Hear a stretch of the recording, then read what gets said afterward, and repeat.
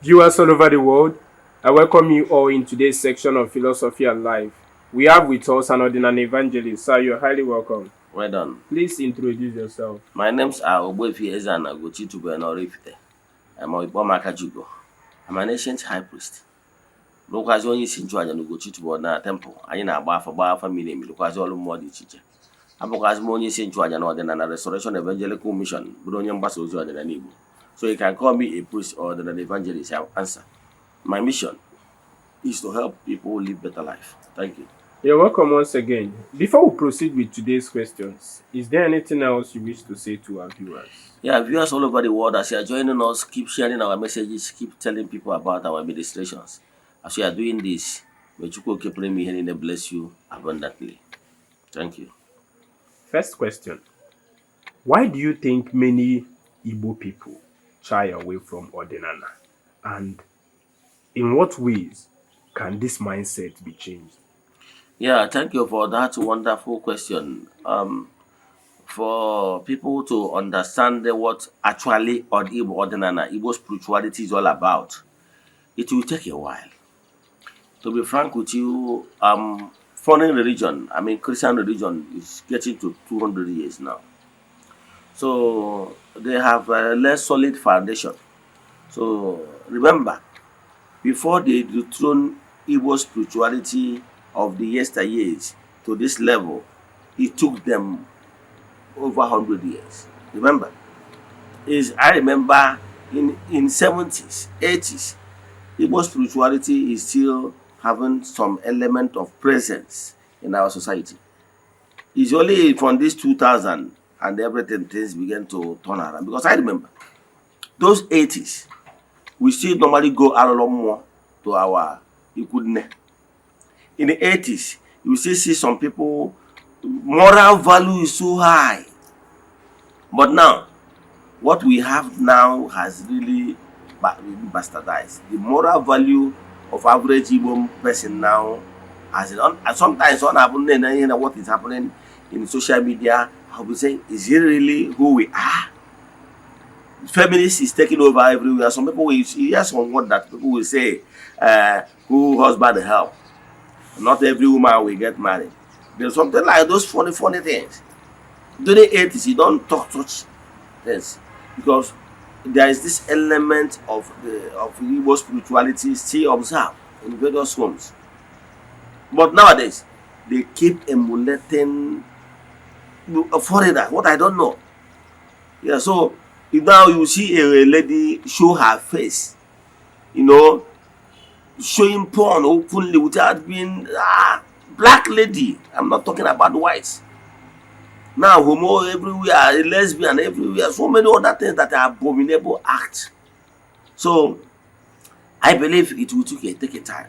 Since this is the second missionary journey. So we need to reconvert those people that their moral values has gone in shambles. So it's the second missionary reconverting and the evangelization. So modern days, someone like me, I'm here to make a difference, to tell people what Igbo spirituality is all about. Igbo spirituality is not all about making charms. Yes, Igbo spirituality is all about ordinary, recognizing the origin, going back the origin. Mswani is he must be able to keep those laws, the natural norms, otherwise known as Ten Commandments. So it's only when you keep to that laws, you will beat your chest and say you are only ordinary. So yeah, I know it will take a time for all people to understand actually what real Igbo spirituality is, because there's other or some people that hide under the umbrella of Igbo spirituality, but what they're just talking is bullshit. Their mission is actually to deceive people, to take undue advantage of ignorant people. But without missing words, we still have genuine Ordinary practitioners. So what I can tell you that on my own part, I'm not leaving any stone unturned without making impact. We have social media platforms where and have share our plans, how we intend to win more souls for Chukwu Kepnemi, so that our people will understand what Igbo spirituality is all about. Igbo spirituality, the motto is Ofo Logo. Thank you. Don't you think the demonization of Ordinana over the years has robbed the Igbos of their true cultural identity? Yes, thank you. Because of long years of giving bad image to Igbo spirituality. Because and they no thanks to Nollywood.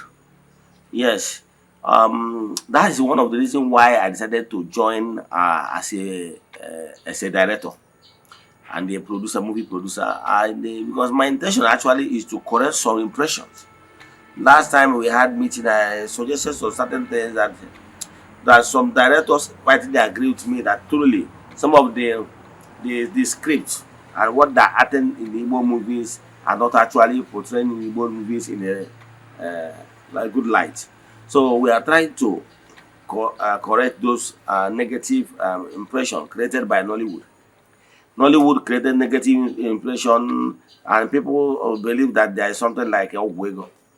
And people believe so many things. You know, during that one we are growing up, we normally do like kind of saraka.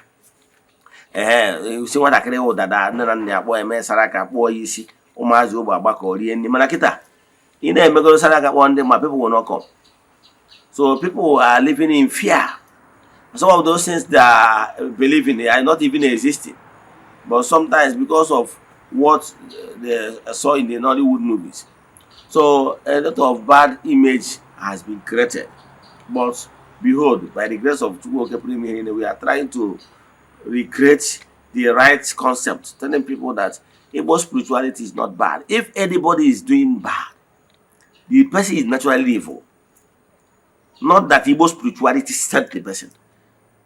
So those people that are bad, you will still see them in every religion. They are naturally bad people. Tell me anywhere in Nswan Igbo that encourage you to go and kill person. And Igbo na-asụ ọbara ịkwafu ọbara mmadụ sị gị jee kwa aka ọbara. Ọ Igbo gwara gị ewu na mmadụ ibe gị anyụ. Don't have envy or jealous because of what happened to somebody or what anybody has. Because all that ekwuru na anya ukwu a ga-eme gị ifu nwunye mmadụ ọgụba gị. Why they can sometimes have your own. So all those things we ndị Igbo forbid Igbo spirituality. So but ọtụtụ ndị mmadụ abịago long years of giving Igbo spirituality bad names with even some of the certain things that are not even real. And people are believing it. Like example na ị na-eme ị na-agba nkwụ nwaanyị. Ọtụtụ ndị mmadụ na-ewere mmanya agbatara gafọ because ha che na-enwere ike iti poison na that mmanya. I can tell you, ọ bụrụ na mmadụ nwere power, cheta na mmanya a na-agbanye nwaanyị ka o jee binye die akọvara ya akọva, and onye agbapụtara onye ụmụnna agbapụtara na galọn ga-ebu ụzọ gbara nwụọ. Ọtara so onwe poison o tiri o egbugo onye nwa. So ọ bụgo na ngwa believe na mgbe ahụ nke nwaanyị bụ ihe cover ya na mmadụ send the poison n'ime ọnwụ niile believe na those send the poison. Maka ọ na Nollywood ga na-eje create something like that pure and manipulate ihe abanye na mmanya, mana real life ọ dị eme. Ọnwụ na believe na mmadụ nwere ike ise ndị ọgwụ n'ime mmanya a akọvara akọva. Mmadụ onye anyị nwere ime a na-ebelive kwu na mmadụ nwere ike ịnọ ebe ị nọ point ọgwụ banye n'ime afọ gị, mana those things a na-eme eriziri ihe ahụ movie concept. So I believe with time people will be able to understand it, but and also understand that it's not going to be easy. Thank you. How would you respond to those who describe Ordinana as idol worship without a proper understanding of its essence? Yeah, I will understand that some people are novice actually. The idol worship, Igbos never know they worship idol. Yes, Igbos are not worship. Those artifacts you are seeing, those images, believe in me, we are not worshiping them. We are not even kneeling before them. Ihe ndị Igbo na-agọ ọwụ ọfọ ka anyị na-agọ. Maka ewe ịgọ ọfọ. Ịgọ ọfọ ebe buru oche tie mpa gị na mmụọ na-negotiate. Itu ofe afa, ịgwa ha na-ebịakwa n'igbu nwa ihe dị etu a. Na-ịgwa ha mere ihe dị etu a, na ha mere ihe dị etu a n'ihi emere ha nke dị etu a. It's bargaining. Because we understand that ha bụ ndị njelu nke Chukwu, but they are not God. You understand? The same way mmadụ nwere ike isi wee bargain with agents of government in some certain things. So Igbo spirituality, we don't bow to them, we don't worship them. However, we reference them. We understand that ha bụ ndị njelu nke Chukwu, but we are not worshiping them. Each one of them are worship by worship. On you can go to Catholic Church, you see all those monuments, images, grottos. People will go there and bow, kneel down. They need him. Do you know what kneeling down means? Kneeling down is total submission. Yes, but in most spirituality we don't do, we bargain. You understand? Ejem na mmụọ ikwu nne m riri ji ụbọchị a. When I went there, ntuo ya afa nne nwaanyị obiọma, I sat down in my chair were ọjị nji wee bịa nye aka ji ọfọ gọrọ m ọfọ. Ịghọtara ya? Wee bagara ngwa ya ihe nchọ. Ya nyere m aka na so certain things nchọ. Wee kenekwa ya na nke o mere eme. Ịghọtara ya? We bargain. All ndị ụka bụ ndị na-eje kneel down. In most spirituality, kneeling down is not part of it. Actually go for another coach. Oh, we are bargaining. So, upon in the Kubasalo referencing, or it I say reference, yes, it was you only with governor, the future governor over the office. Does it mean that you're worshiping your governor? When you go before your father, for your father to bless you, or go to Nagoche, say no chair. The military Utia can answer so what they are called governor of. Are you worshiping Nagoche? Even the time of our fathers, when one na walk to go, they better do the and na Eze-Ana or Totoma, Utia can answer Oriacum, why them be the dragon or go here or worshiping, not worshiping. Here the time of worship we Hebrew. So, Obuna. Near for those image, for some families saying, I've never put the image of their late father. I'm not worshiping. What makes it worship is what you have in mind. I'm not in the highest respect. Need the highest obedient to. We hear our worship. Do you know that some people now worship are worship ego? Do you know that some people now worship their boss? I want your boss can see the boom mad. Emma not there to work up me druggy. Then, my remember your boss against Chukwu was they worship. You are worshiping your boss. I won't even work it. Man, because of nail like a wound, you will give a woman in a family. I won't hear you make ego, your woman, the ego key never. So, worshiping is all about he will the total submission in charge. Now, call a shot in your life. So, I want a Chukwu can call a shot in your life. You will never do evil because all Chukwu can respect the utmost worship because all Chukwu in so here in the referencing, we recognize them, but we are not worshiping them. So again, ordinary Igbo either worship idol. Yes. Either which one in worship or idols, we don't look. Ordinary Igbo, we recognize them, we reference them. And we have about Dulia. Nsopolo, I nenye Danjelum Kechuku. We have about Hyperdulia and Sopra I nenye entities of powers. Manachuku will purely latria. Yana mother de Amaka. Two Osiabo, name and Amona Mado, you to Adamma. A chalk can Yeregaka, fast track ya relationship between Gidonia. You wouldn't my bayom, simply can Yeregaka, your target to. Oh, yo. Does not mean in a worship manner. He believe we had about personal relation. You are just building personal relation between me and you. So that can Yeregaka, your son to run your worship.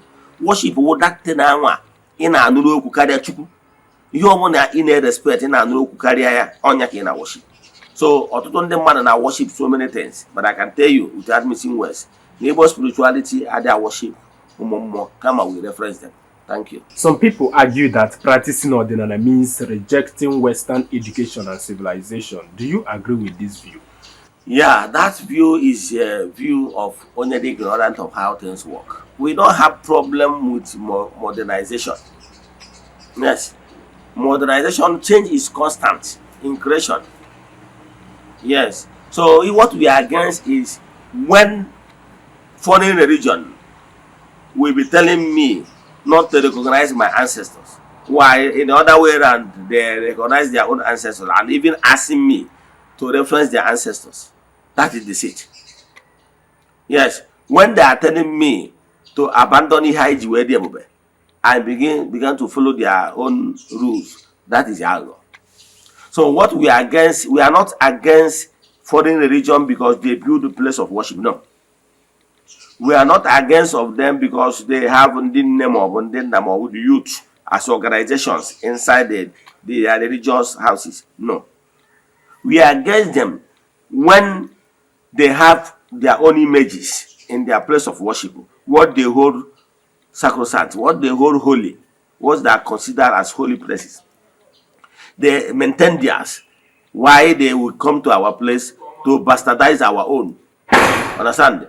Our sacred places, sacred altars, they bastardize them and demonize them, and telling us that those our sacred things doesn't mean anything. Why they recognize their odious? That is where we are having problem with them. So that's why we with the issue. The issue is the teaching coming out of that place. That's why in Ukodinana is the same place of worship, the same seat pattern and everything. The only difference is and the maintainable ekowalagi na obo na ofoben nagede. Maintain no ofoben nagi. Obindi ichie di ben nagi maintain no ya. Those family altar akwari ni yendo of family uji di ebube. Maintain them. Yeah, so obro yenda so Igbo Ukodinana we encourage you. We have the same naming ceremony. We still have the same marriage blessing. We still have the same child dedication, the same thing. But the teaching. So what makes Ukobia bad is not Unuka Halolo or Una Halolo or modern things there which they brought. No. What makes it bad is the teaching coming out from there, telling us to abandon our own, celebrate theirs. That is what we are talking about. So modern things, every race enjoy modern things. I can tell you, even when the missionary came in 1885, the 1805, 1885, then that time, Hanokwana mod houses, Hanokwana shanties. Manachine if Hane Motaziego, they keep building better place of worship. Yes, so here to argue what. So we believe in modern things. Modern things is not the issue, but we are fighting the teaching. Thank you. In your opinion, how can Igbos unite to preserve their spirituality without losing touch of modern realities? Yeah, I'm calling off on Igbo to maintain a family detail. Family to free hard way, I have lost it all. Only of them in an Abram mother. Yanda one Igbo, Chequabano, Henny Nagi Malo, when Nagi. Ungoro abandoned Nagi ha ubelo. Dicatun Danyari. The Jewish people who build Obando, which took work under the Ark of Covenant. So, Ark of Covenant is like a mobile altar. Hatch when a job. The two Ark and then hatch will build qua open ditch, build awful, build walk more the teacher. They get back to more. So, those things are about to bend nage. Ongo the chief no one abandon then that nagaha hibelo. More. And that Omandwa is for the good. I can tell you. No one won't do the job, mana aburukita. Manandibo, he had where he was acquiring when he got one of family adding multiplication. Aquari abros on Makone water. Yes, Aquari is a goddess. And Aquari Aburari boom mother Aquari. Only I say na Aquari webe, webe mumada siko. Never shall not nemusina big rich family. Onwere Aquari the way maybe but no cabin. Maraketa as we speak. The current onion on ubi onions the cobo or establish go new aquarium in that family. So aquarium as on Noria a main store aquarium. I'm gonna mother there. Oh, here Marona Junes. I was saying get the items said ye hiba aquarium. What he had the car, mother over that idea. And got some families he will aquarium in recent time. So Manando Cabo Habia. He name more give a dog a bad name not to hang dog. I say Rejo, Neji Mado, who does that? Or Nani Bona say Quafoba. I said Quam, Nambo, name more for the devil. Molike, out of their own shallow mind and ignorance. He jebu mado, thinking na by any man and more women cannot make all Hadile. Manopur. That does not mean Nahamero de Ma. Yeah, family never hear than a town theatre. Manon wouldn't they practice Lord than the way you should pray. Sell a quaffova. So here in a coabo, Igbo spirituality are adrevo. So only on a committee Igbo watch because of ignorant here and the new queer. About Igbo spirituality send there. So I can you so I'm now with time on the money again. What are the right concept? Igbo spirituality is built on a phone equation what. If I say barass or so, mana Oka Abia Abia, Bamende Man Napuzi and the buy twice a window. anyị hapụzi ibi ndụ etu esi mara anyị biwezie ndụ anọda agbụrụ wee na-enye nsogbu. Ka m gwa gị ihe a mee investigation 1980s mgbe anwa Igbo spirituality ka nwere some greater percentage of followers in our system. Ndị Igbo adara agba akwụna. Ebe akwụna si bido owu na for side Calabar, o nwere ebe ọ na-agba akwụna. That is ibie ndụ ka ndị side a asị na ị na-ebi ahụ onye akwụna. Ndị Igbo adara agba akwụna. Ịgba akwụna bụ ihe dị mkpadụ ndị Igbo gharị.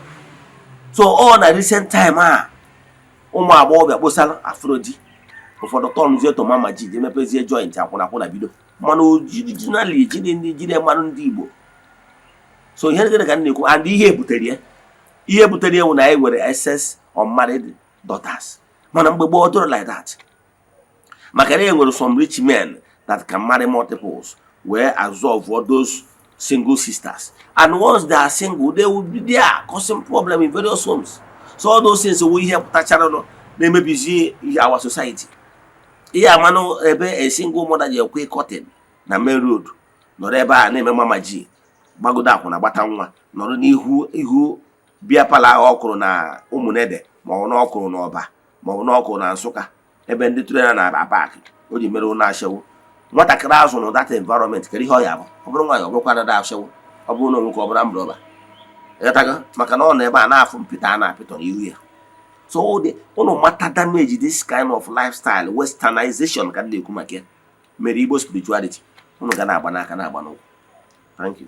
Do you believe Ordinana should be formally taught in schools as part of cultural knowledge? And if so, how do you think it should be introduced? Yeah, thank you for that question. To the glory of God Almighty, I was opportune to travel to India 20-something years ago. I can tell you that one of the things that alubere Igbo bụ iwepụ our cultural teachings in our school curriculum. Ije na other like Chinese, the Indians, the Japanese, they study Hinduism and Shintoism in their various schools so that ụmụaka ghọta ya. Mana ihe mere, do you know that in the north, when I was in the north I study Islamic in their schools. You were guessing and I study Christianity. Christianity abụ ihe bịara abịa, and it did not rhyme with our culture. Mana nke ha rhyme with their culture. So ọ bụ na ndị Christianity bịara na 1885 na Igbo. Ihe ndị Igbo kwesịrị ịda study bụ Igbo tradition in our school curriculum. Ume mmadụ amara ihe bụ nsọ, maka na itiche nwatakịrị n'ụzọ o kwesịrị iso o tonite ọma hapụ ya aka. So gịnị ka m na-ekwu, mana ọ maka na Christianity gbazi intervene our system wee bring a westernization into our school system instead of us nwere culture ịda akụzi our schools were na-akụzi Christianity. And Christianity enwere problem with nwaanyị nwoke na-edina nwaanyị ma all those things, because ime ya amanụ culture ha a na-eme approve homo and lesbianism, single mothers everywhere. Mana kịta ịrụta mgbe oge anyị dị n'ụmụazị na 80s ife onye bụ single mother ihere ga na-eme. Mana kịta mmadụ na-apụta na Facebook na-eti aka n'obi na ya bụ single mother of 2 nwee God yata na-ekwu na-ekwukwu ya. So and Chinefe ọ na-adịwanye mmụọ, Chinefe ọ na-adị. So ihe na-emerozi ndị na-etolite ọfụ di ọ ya ekwenụ di ebe ọ na-agba ahụ mana ọ chọrọ ịmụta nwa. Iju onye achọrọ ịmụta nwa, o nwere ihe ị na-alụ? Onye achọrọ ịmụta nwa, ị nwere ihe ị na-alụ? Idependent na data na ndị oje ntuke mana ị chọrọ ịmụta nwa. Isi na asịrị na onwe ya nwa na-akụziri gị na iruo 35 years ọ bụrụ na efere dị gị mụta nwa, mụta onye ka ị na-amụtalụ? Ụba na-amụta nwa ọtọ ọrụ iruro. Onye ị na-achị mụta ọrụ onye ori ka ị na-achị mụta gị n'ịmụta ebe o nwere ihe ị na-alụ. Ihe aya oje ntuke, ihe aya ego akamụ nwa, ihe aya ego ụgwọ akwụkwọ, ị na-ayọgharị ihe na social media atụwakwa gị anọda ime gị. Ụmụazị ị mụtara azụrụ azụ adị nwere any program for ịzụ ha. Ime ọnụ anyị na ịmụta na ọ mụtakwara anọda achị ụmụ na ịmụtara onye ga-awa ekpere ma echi maka azụrụ azụ. Ọ bụrụ ịmụta nwa bụ isiokwu na ọka ịmụtara azụrụ ya azụ ka o wee nke bara uru. So my mindset, you have not on social media. If you are above 35, you don't see husband born. born for onye nwere ihe ọ na-eme ka onye nwere ihe ọ na-eme. Ọ bụrụ na o nwere ihe ị na-eme na ịkarịrị egwu na ọ bụrụ ịmụta, ị na-edistọpụ ya brother, na-edistọpụ relative, na-edistọpụ ya friends na social media ka enyere gị aka asị ifu na onwere onye sendịrị gị, onwe sendịrị gị, onwekwa onye mere ibie. Then ọ bụrụ na nwanne nwoke ji na ọ ya ewetazi ịkpọ ya ajọ mmadụ, ịgụgharị ya ọfọ ọjọọ, mana ịmụ na he who does not plan is planning to fail. So before ị na-ege ndị families ya na-asị gị tatata iji mụọ nwa, why na onwe na-akpọ ka ịbụ second wife ma third wife ịjụ, mana ịchọ ka ịbụ je single lady anyị ya abụkwa second wife anyị si ma second third wife si na ya abụ ọkwa ụdị mmadụ ya bụkwa na-asabi isi na-amụtara nwa na-akwụrụ ụgwọ akwụkwọ ụmụaka. Who is deceiving who? Onye chiza akpa ya za akpa, onye chiza akụrụ onye za akụrụ, ịbụ ụdị side chick ya na-amụta nwa, ị na-awa egwu ụgwọ akwụkwọ ụmụaka tụọkwa gị ọzọ. Emesia ya life up, is it the life ị chọrọ? Ụmụazị ịmụ na nwatakịrị nne na nna zụrụ ọdụrụ dị isi talkless of nke ofu onye na-azụ, bịa bụrụkwa nke onye na-azụ ya nọ n'ihu ụmụazị na-afịaghị aka n'ahụ maka na ịchọta ego ha eji wee zụ ụmụaka. Kedu ụdị ụmụazị na-achọ ka ire eze na such environment? Another criminal. So ihe na-achị kụwara gị bụ ọ bụ chukwu a na-efiru na ume uzie aka dị onye mma ya tinye isi, mana ọ bụrụ na ume gị ezuru ya na ihe pụtara na-achọkwa ka idipendent ya ọnkụl gị ma ọ bụ n'ọnụ aka onye na aka onye ka ha nyere gị aka, onye nye ọzọ gị aka ọ bụrụ ajọ mmadụ, ọ dị adabara, ọ bụrụ ihe dị mara Igbo. Ụnụ kwụsị ịmụta ihe ụnụ na-amụta. Ị na-ekwu ka ịmụta ndị ọcha nwere single mothers, ịmara ọchị na ha nwere ekọnọmi na gọọmenti na-enyere ha aka na-azụ ụmụazị ndị a, na ụmụaka nwere n'ihi eme ime ya abuse, gọọmenti will take that child away from you and nyere gị aka zụọ dat nwatakịrị. Ị na-amụta ya, ọ bụzie Naijiria ịma na nwa onye na-atụpụrụ gị ọnụ, ị na-asị ka ime na ndị ọcha mere ihe igbutere n'ọja gị ya na-emi n'ọnụ gị. Thank you. Viewers all over the world, we have come to an end on today's edition of Philosophy and Life. If you have any question based on today's teaching, you can drop it on the comment section or DM Eze-Ana with the WhatsApp number showing on your screen. For more inquiries, deep consultation, Alpha, you can as well DM him with that same number. But it's nice having you here today. Thank you, Mr. Moderator. Thanks for your time. Before we go, any advice for our viewers? Yeah, viewers all over the world, as you're hearing our voice, keep sharing our message, keep inviting your friends to like our messages and share it. Thank you.